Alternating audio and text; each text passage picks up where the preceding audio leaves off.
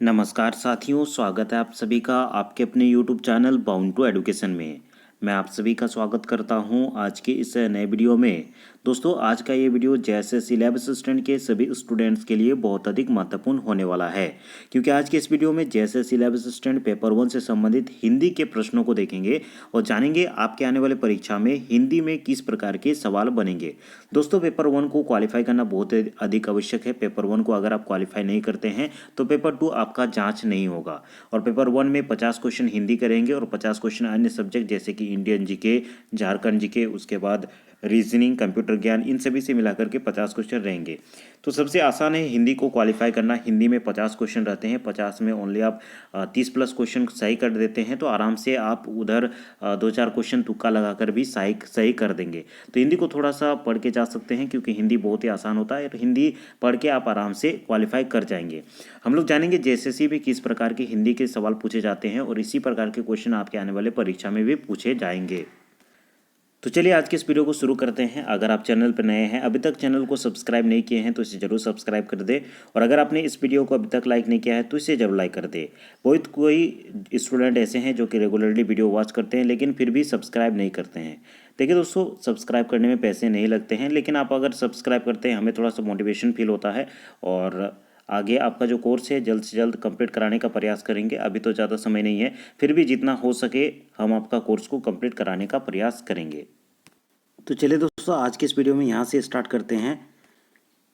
आज की इस वीडियो का पहला प्रश्न है, आपको 5 सेकंड का टाइम दिया जाएगा। आपको स्वयं से अपनी कॉपी में लिखना है आंसर, या फिर आप अपने मन में दोहरा कर भी अपना प्रैक्टिस कर सकते हैं कि आप कितना जवाब देने सक रहे हैं। ठीक है, देखिए दोस्तों, पहला क्वेश्चन है, अनार का पर्यायवाची शब्द निम्न में से नहीं है। अनार का पर्यायवाची शब्द कौन सा नहीं है, ये आपको बताना है। दाड़िम, रामबीज, सुखप्रिय या फिर अमृत फल। चलिए इस क्वेश्चन का करेक्ट आंसर देंगे।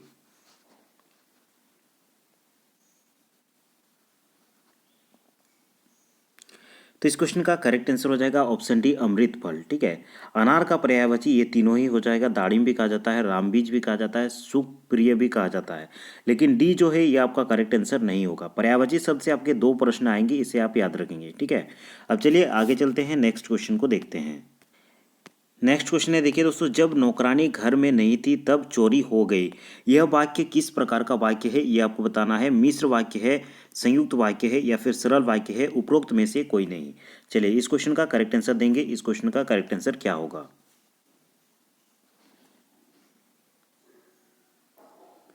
जब नौकरानी घर पर नहीं थी तब चोरी हो गया। जैसे कि नाम से ही पता चल रहा है कि दो यहाँ पे वाक्यों का मिश्र किया गया है, इसीलिए दोस्तों ये हो जाएगा मिश्र वाक्य। ऑप्शन ए इस क्वेश्चन का करेक्ट आंसर हो जाएगा। ये जो वाक्य दिया गया है ये किस प्रकार का वाक्य है? ये मिश्र वाक्य है। ठीक है, अब चलिए आगे देखते हैं नेक्स्ट क्वेश्चन को।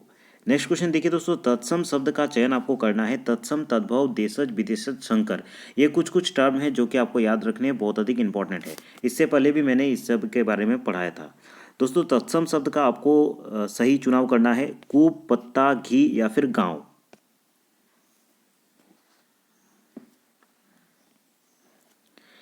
तत्सम जैसे कि नाम से ही पता चल रहा है, संस्कृत के वैसे शब्द जो कि हिंदी में हुबहू संस्कृत के जैसे ही यूज होते हैं उन सभी शब्दों को तत्सम शब्द कहते हैं।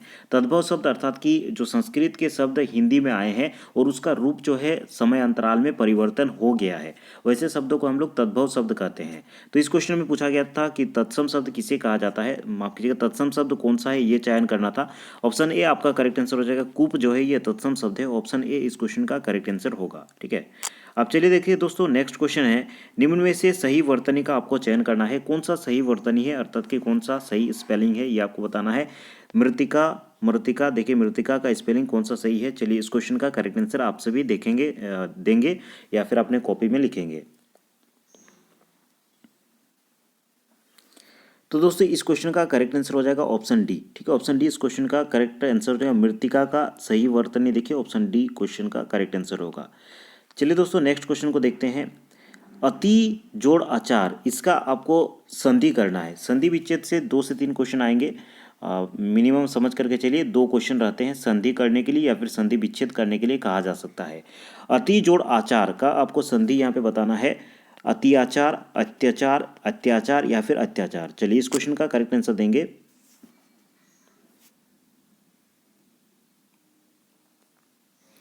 तो तो इस क्वेश्चन का करेक्ट आंसर हो जाएगा ऑप्शन सी, अत्याचार। ठीक है, अति जोड़ आचार क्या होता है? अत्याचार। ऑप्शन सी आपका करेक्ट आंसर होगा। इसी प्रकार के आसान क्वेश्चन आते हैं, थोड़ा सा अगर आप वीडियो को देखकर भी चले जाते हैं तो आप आराम से कर सकते हैं। ठीक है, अगर आपको टाइम कम मिल रहा है तो वीडियो को 2x में देखिए, लेकिन फिर भी वीडियो को पूरा देखिए। ठीक है, देखिए दोस्तों, निम्न शब्दों में से उपसर्ग रहित शब्द कौन सा है, ये आपको बताना है। अक्षत या फिर अजान, अच्छा या फिर अभाव, किसमें उपसर्ग रहित, अर्थात कि उपसर्ग जिस शब्द में नहीं है वो चीज आपको बताना है। चलिए इस क्वेश्चन का करेक्ट आंसर देंगे।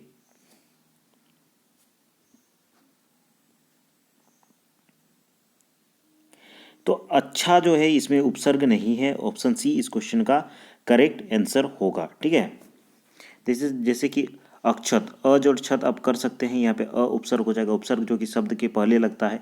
अजान में अ जड़ जान कर सकते हैं, अभाव कर सकते हैं। अच्छा में अ जड़ छा, ये नहीं सुनाई दे रहा। ठीक, तो ये इसका करेक्ट आंसर हो जाएगा ऑप्शन सी, उपसर्ग रहित पूछा गया था, अर्थात कि ऐसा शब्द जिसमें उपसर्ग नहीं है। ठीक है, अब चलिए नीचे देखिए दोस्तों, आपको बताना है कि कौन सा कथन जो है ये असत्य है आपका, ये आपको बताना है। ठीक है, अलंकार का अर्थ आभूषण या श्रृंगार होता है। सौंदर्यवर्धक गुण अलंकार कहलाते हैं, या फिर अलंकारों के योग से काव्य मनोहरी बन जाता है। उपरोक्त में से कोई नहीं। चलिए क्वेश्चन नंबर 377 जो है इसका आप करेक्ट आंसर देंगे। तो ये सभी सत्य है, इसका करेक्ट आंसर हो जाएगा उपरोक्त में से कोई भी नहीं। ठीक है, अर्थात कि कोई भी असत्य नहीं है। अब चलिए नेक्स्ट क्वेश्चन को देखते हैं। चलिए इस क्वेश्चन को देखिए और इसका करेक्ट आंसर क्या होगा बताइए। निम्नलिखित भाव को व्यक्त करने में कौन सा मुहावरा सर्वाधिक सार्थक है? डर का भाग जाना, ये मुहावरे का अर्थ दिया गया है। आपको मुहावरा चूज करना है कि कौन सा मुहावरा है। मुहावरे से आपके दो प्रश्न रहेंगे, तो इसे आप याद रखेंगे। रफ्फू चक्कर होना, 9 2 11 होना, धूम दबाकर भागना, या फिर उपरोक्त में से कोई नहीं।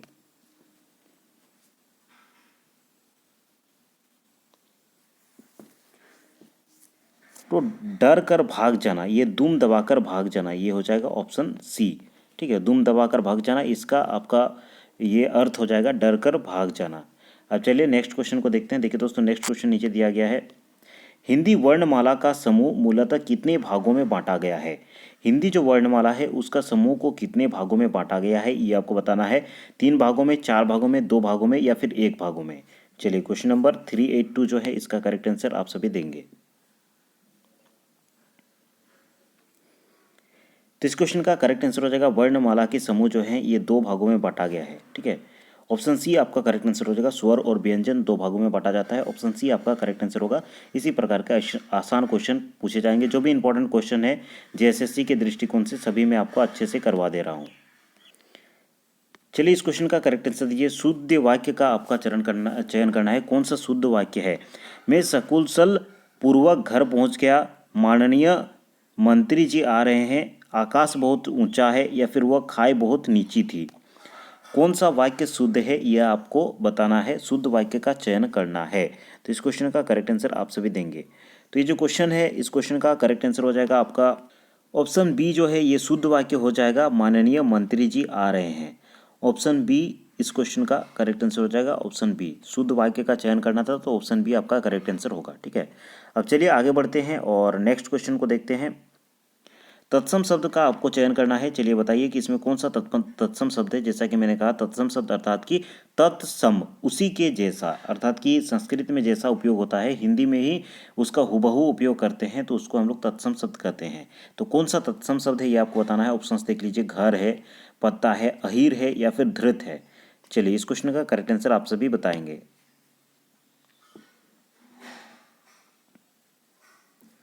तो यहाँ पे देखिए दोस्तों, धृत जो है ये तत्सम शब्द है। जिस प्रकार संस्कृत में धृत का उपयोग होता है यहाँ भी धृत का उपयोग होता है उसी प्रकार से। तो इस क्वेश्चन का करेक्ट आंसर हो जाएगा ऑप्शन डी। ठीक है, क्वेश्चन नंबर 385 का आंसर हो जाएगा ऑप्शन डी। अब चलिए आगे चलते हैं और देखते हैं आगे के जो भी महत्वपूर्ण प्रश्न हैं। देखिए दोस्तों, नेक्स्ट इंपॉर्टेंट क्वेश्चन को देखते हैं। वो अपराधी था इसलिए उसे सजा मिली। यह जो वाक्य है ये किस प्रकार का वाक्य है? मिश्र वाक्य है, संयुक्त वाक्य है, सरल वाक्य है, या फिर उपरोक्त में से कोई नहीं। चलिए इस क्वेश्चन का करेक्ट आंसर देंगे। एक वाक्य दिया गया है, वह अपराधी था इसलिए उसे सजा मिली। ये किस प्रकार का वाक्य है? तो दोस्तों इस क्वेश्चन का करेक्ट आंसर हो जाएगा, ये वाक्य किस प्रकार का वाक्य है? तो ये संयुक्त वाक्य है। ऑप्शन बी इस क्वेश्चन का करेक्ट आंसर हो जाएगा, वह अपराधी था इसलिए उसे सजा मिली। तो ये संयुक्त वाक्य हो जाएगा ऑप्शन बी। ठीक है, यहाँ पे देखिए इसलिए लगा हुआ, इसलिए लगा के दोनों वाक्यों को जोड़ा गया है, इसीलिए यहाँ पे दोस्तों ये हो जाएगा संयुक्त वाक्य। ठीक है, उसके बाद नेक्स्ट क्वेश्चन है, देखिए दोस्तों तत्सम शब्द का चयन कीजिए। नीचे जो तत्सम शब्द दिए गए हैं उसमें से तत्सम शब्द कौन सा, ये उसका आपको चयन करना है। कुआं, पत्र, घी या फिर गांव। चलिए इस क्वेश्चन का करेक्ट आंसर आप सभी देंगे। तो दोस्तों तत्सम शब्द हो जाएगा पत्र। ठीक है, पत्र ये जो है ये तत्सम शब्द है, ऑप्शन बी इस क्वेश्चन का करेक्ट आंसर होगा। अब देखिए नेक्स्ट क्वेश्चन है, लघुता का आपको यहाँ पे प्रत्यय पहचानना है कि लघुता में क्या प्रत्यय है। तो प्रत्यय मतलब आप सभी को पता होगा, जो शब्दांश के अंत में लगता है उसे हम लोग प्रत्यय कहते हैं। आ या फिर ता, लघु या फिर त, कौन सा प्रत्यय है, चलिए बताइए इस क्वेश्चन का करेक्ट आंसर क्या होगा। तो लघुता में ता प्रत्यय है, ऑप्शन बी इस क्वेश्चन का करेक्ट आंसर हो जाएगा। ठीक है, ऑप्शन बी क्वेश्चन नंबर 409 का करेक्ट आंसर होगा। आगे चलिए नेक्स्ट क्वेश्चन को देखते हैं। नेक्स्ट क्वेश्चन है, देखिए निम्नलिखित में से वाक्यों की पूर्ति उपरोक्त मुहावरे से कीजिए। यहाँ पे वाक्य दिया गया है, अधूरा वाक्य दिया गया है, उसको आपको पूरा करना है। और यहाँ पे नीचे दिया गया है मुहावरा, कौन मुहावरे से आपको पूरा होगा वो चीज़ बताना है। गांव वालों के प्रश्नों के आगे नए अफसर की डैश, माछी खिल गई कि घी बंध गई, या फिर अंगूर खट्टा हो गए, या फिर ईंट से ईंट बच गए। चलिए इस क्वेश्चन का करेक्ट आंसर देंगे।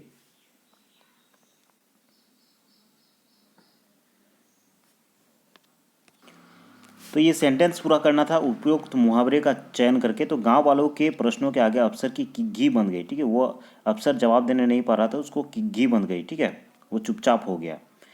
नेक्स्ट देखिए दोस्तों, नेक्स्ट आपका क्वेश्चन है, त वर्ग के वर्णों का उच्चारण स्थान है। त वर्ग के जो वर्ण है उनका उच्चारण स्थान कौन सा है। तालव्य होता है, दंत होता है, ओष्ठ होता है, या फिर नासिका होता है।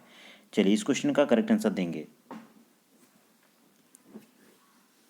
तो त जो वर्ण होता है उनका उच्चारण स्थान कौन सा होता है, दंत होता है। ऑप्शन बी इस क्वेश्चन का करेक्ट आंसर होगा। नेक्स्ट क्वेश्चन है, देखिए अधर का पर्यायवाची शब्द आपको बताना है। अक्षी, रदन, या फिर ऑप्शन सी है देखिए हय, ऑप्शन डी है देखिए अमीय। चलिए अधर का पर्यायवाची शब्द आपको बताना है, इस क्वेश्चन का करेक्ट आंसर देंगे। तो अधर इस शब्द का पर्यायवाची शब्द हो जाएगा ऑप्शन बी रदन। ठीक है, ऑप्शन बी इस क्वेश्चन का करेक्ट आंसर होगा। अब चलिए नेक्स्ट क्वेश्चन की ओर आगे बढ़ते हैं। नेक्स्ट क्वेश्चन देखते हैं। नेक्स्ट क्वेश्चन है, देखिए दोस्तों निम्न में से निषेधात्मक वाक्य आपको चयन करना है, कौन सा निषेधात्मक वाक्य है। सूर्य पूर्व दिशा में निकलता है, मैं आज बाजार नहीं जाऊंगा, कृपया ये खिड़कियां बंद कर दे, या फिर वे यहाँ कब आ रहे हैं। तो इसमें आपको निषेधात्मक वाक्य कौन सा है ये बताना है। ठीक है, चलिए इसका करेक्ट आंसर देखिए, निषेधात्मक वाक्य कौन सा है। तो दोस्तों जैसे कि आप सभी पता है, निषेधात्मक वाक्य अर्थात कि मना करने वाला जो भी चीज़ होता है उसको कहा जाता है निषेधात्मक वाक्य। तो यहाँ पे देखिए एक ही वाक्य मना किया जा रहा है, मैं आज बाजार नहीं जाऊँगा। नहीं शब्द देखिए दोस्तों निषेधात्मक होता है, इसलिए इसका करेक्ट आंसर हो जाएगा ऑप्शन बी, मैं आज बाजार नहीं जाऊँगा। नेक्स्ट क्वेश्चन को देखते हैं दोस्तों। देखिए नेक्स्ट क्वेश्चन है, हिंदी भाषा में कितने प्रकार के उपसर्ग हैं। हिंदी भाषा में आपको उपसर्ग के प्रकार बताना है, 1, 2, 3 या फिर 4, कितने प्रकार के उपसर्ग होते हैं ये आपको बताना है। तो इस क्वेश्चन का करेक्ट आंसर हो जाएगा 428 का ऑप्शन सी, 3 प्रकार के उपसर्ग होते हैं। ऑप्शन सी इस क्वेश्चन का करेक्ट आंसर होगा। नेक्स्ट क्वेश्चन है, देखिए दोस्तों अर्थ के आधार पर निम्नलिखित में वाक्य का भेद आपको बताना है। बताइए ईश्वर करे आपकी यात्रा शुभ हो, ये किस प्रकार का वाक्य है, इसका भेद आपको बताना है। ठीक है, संदेहवाचक, विस्मयादिबोधक, इच्छावाचक, या फिर संकेतवाचक। चलिए इस क्वेश्चन का करेक्ट आंसर आप सभी देंगे। तो ऑप्शंस को ध्यानपूर्वक पढ़ेंगे तो इसका उत्तर आपके मुंह में होगा। देखिए दोस्तों, ईश्वर करे आपकी यात्रा शुभ हो, संदेहवाचक, इसमें तो संदेह किसी भी प्रकार का नहीं है। विस्मयादि बोधक, इसमें विस्मयादि बोधक तो नहीं है। इच्छावाचक ये वाक्य है, ऑप्शन सी इस क्वेश्चन का करेक्ट आंसर हो जाएगा। ईश्वर करे, अपनी इच्छा से आप उसे कह रहे हैं, ईश्वर करे आपकी यात्रा शुभ हो, आप पे कोई प्रेशर नहीं है। ठीक है, वो ऐसे ही कर रहे हैं अपनी इच्छा से कि आपकी यात्रा शुभ हो, तो ये इच्छावाचक है, ऑप्शन सी आपका करेक्ट आंसर होगा। नेक्स्ट क्वेश्चन है, देखिए दोस्तों निम्नलिखित विकल्पों में से कौन सा विकल्प अग्नि का पर्यायवाची नहीं है। अग्नि का पर्यायवाची 3 आपका ऑप्शन ऐसा होगा जो कि अग्नि का पर्यायवाची होगा, लेकिन एक ऑप्शन ऐसा होगा जो कि अग्नि का पर्यायवाची नहीं होगा। तो वो विकल्प आपको चूज करना है कि जो अग्नि का पर्यायवाची नहीं है। यहाँ पे ऑप्शंस देख लीजिए, दनुज, दहन, पावक, या फिर अनल। चलिए इस क्वेश्चन का करेक्ट आंसर देंगे।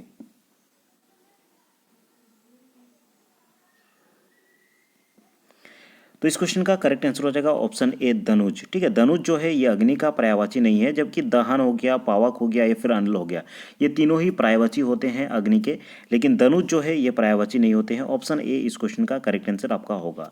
नेक्स्ट क्वेश्चन है, देखिए दोस्तों, अधिष्ठता में उपसर्ग है। अधिष्ठता में क्या उपसर्ग है ये आपको बताना है। अधि उपसर्ग है, अधिष्ठ उपसर्ग है या फिर अध उपसर्ग है, अध उपसर्ग है।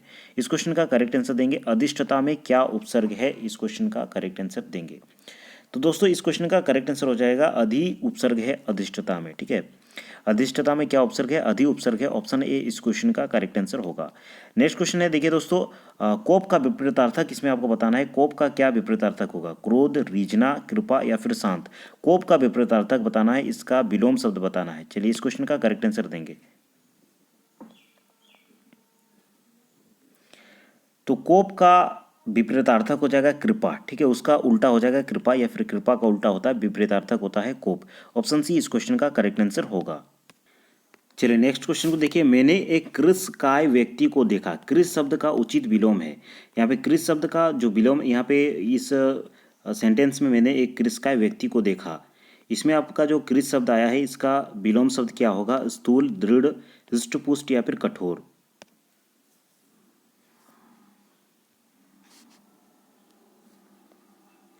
तो देखिए इसका करेक्ट आंसर हो जाएगा ऑप्शन सी हिस्ट पुस्ट। ठीक है, ऑप्शन सी इस क्वेश्चन का करेक्ट आंसर होगा।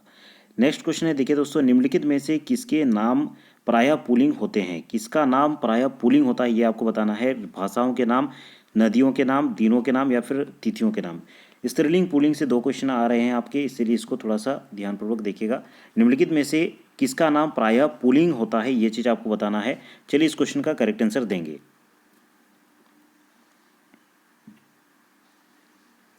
तो इस क्वेश्चन का करेक्ट आंसर हो जाएगा दिनों के नाम जो है प्रायः पुल्लिंग होते हैं। ऑप्शन सी इस क्वेश्चन का करेक्ट आंसर होगा। नेक्स्ट क्वेश्चन है, तदुपरांत में उपसर्ग है। इस शब्द में क्या उपसर्ग है आपको बताना है। तद उपसर्ग है, तदुप उपसर्ग है, तत् या फिर तत् उपसर्ग है। चलिए इस क्वेश्चन का करेक्ट आंसर देंगे। तदुपरांत में कौन सा उपसर्ग है यह आपको बताना है। तो देखिए दोस्तों, तदुपरांत जो है इसमें कौन सा उपसर्ग है, ऑप्शन डी आपका करेक्ट आंसर हो जाएगा। तत् उपसर्ग है। कौन सा उपसर्ग है, तत् उपसर्ग इसमें होगा। तो ऑप्शन डी इस क्वेश्चन का करेक्ट आंसर होगा। नेक्स्ट क्वेश्चन है, दिन दुनिया का न रहना मुहावरे का अर्थ क्या है। दिन दुनिया का न रहना ये मुहावरा है, ये इस मुहावरे का क्या अर्थ है ये आपको बताना है। मतलबी होना, सबसे अलग हो जाना, सन्यासी हो जाना या फिर सब तरह से पतित होना। इस क्वेश्चन का करेक्ट आंसर देंगे।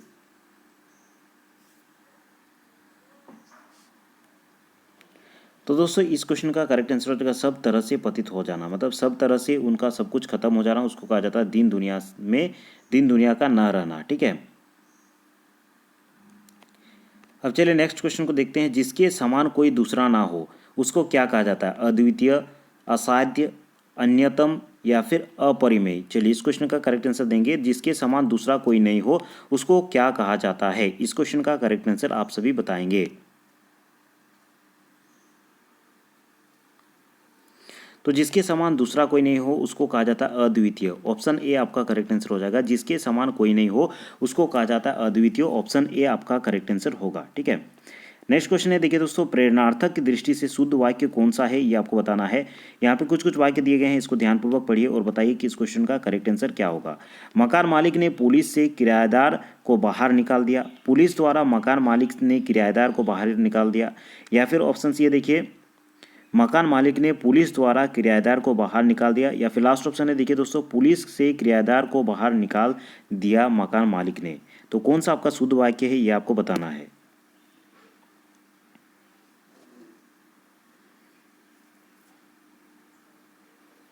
तो इसका शुद्ध वाक्य हो जाएगा माफ कीजिएगा, पुलिस द्वारा मकान मालिक ने किराएदार को बाहर निकाल दिया। ऑप्शन बी इस क्वेश्चन का करेक्ट आंसर होगा।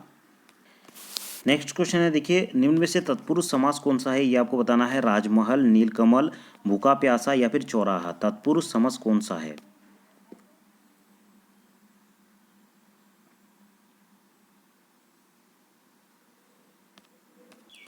तो तत्पुरुष समास कौन सा हो जाएगा। ऑप्शन ए आपका करेक्ट आंसर होगा, राजमहल। निम्न में से युद्ध भूमि का समासिक विग्रह आपको करना है। युद्ध भूमि का समास का विग्रह करना है। तो युद्ध की भूमि, युद्ध के लिए भूमि या फिर युद्ध की भूमि या फिर उपरोक्त में से कोई नहीं। चलिए इस क्वेश्चन का करेक्ट आंसर देंगे।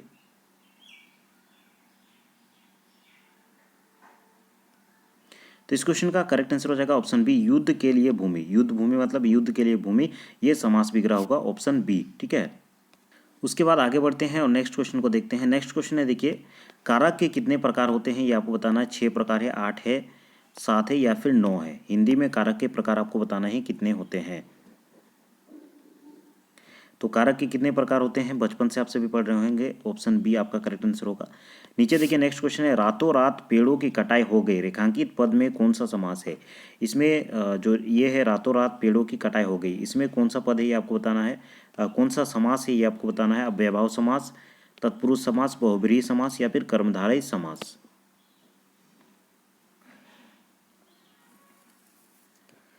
तो इसका करेक्ट आंसर हो जाएगा ऑप्शन ए, अव्ययभाव समास। ठीक है, ऑप्शन ए इस क्वेश्चन का करेक्ट आंसर होगा। तो चलिए दोस्तों, आज के इस वीडियो को यहीं पे एंड करते हैं। इसी प्रकार आगे के क्वेश्चंस को देखेंगे और अन्य सब्जेक्ट से संबंधित जैसे कि झारखंड जीके या फिर रीजनिंग, अन्य जो भी आपकी पेपर 1 से संबंधित क्वेश्चंस आते हैं उन सभी को मैंने करा दिया है। जाकर के प्लेलिस्ट जरूर से चेक कर लीजिएगा। और अगर आपने अभी तक इस चैनल को सब्सक्राइब नहीं किया है तो किस चीज़ का वेट कर रहे हैं आप लोग। आपके जो लाइक होते हैं या फिर आपका जो सब्सक्राइबर होते हैं उससे हमें बहुत ज़्यादा मोटिवेशन मिलता है और आगे और भी वीडियोस बनाने के लिए मन करता है। ठीक है, लेकिन कुछ कुछ स्टूडेंट ऐसे हैं कि ना तो लाइक करते हैं, ना तो कमेंट करते हैं, ना तो सब्सक्राइब अभी तक किए हुए हैं। ठीक है, तो ज़रूर से सब्सक्राइब कर दे और जितना हो सके आपके एग्ज़ाम तक हम लोग इसी प्रकार मॉक टेस्ट करवाने का प्रयास करेंगे। चलिए दोस्तों, आज की इस वीडियो में इतना ही। अगले वीडियो में हम लोग फिर मिलते हैं।